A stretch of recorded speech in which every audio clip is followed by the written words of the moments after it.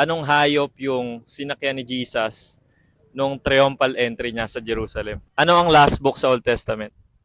Ilang books ang meron sa New Testament? Oh my goodness, I forgot. What's your name? Tia po. Mia and Cleo po. Leo. Ano ang last book sa Old Testament? Wait lang.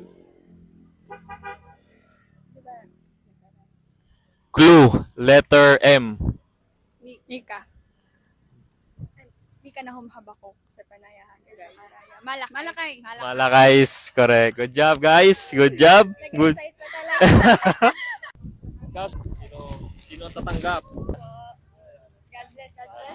Anong name mo? Jasmine Joy po. Jasmine Joy. So, tatanungin kita ng Bible question. Kapag sinagot mo, meron kang Bible at t-shirt. Anong hayop yung sinakyan ni Jesus nung triumphal entry niya sa Jerusalem? Diba, nag-Palm Sunday lang. Nung pumasok siya sa Jerusalem, anong hayop yung sinakyan niya? Ano po yun? Wait lang, nasa dulo po siya nandito. Sige, take your time.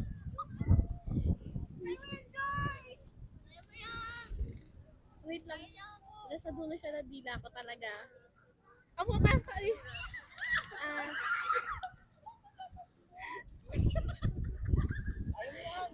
ano po? Clue, letter D. Donkey. Donkey, good job! Woo! And t-shirt, ayan. Jesus is the anchor of my soul. Alright. What's your name? Daisy po. Ano ang Greek word ng it is finished? It is finished. Greek word of it is finished. Last word ni Jesus. John 19:30. Bago siya Telestai. ulit. Telestai. That's the Greek word of it is finished. Thank you. Thank you po. What's your name po? Jovel Grepo. Ilang books ang meron sa New Testament?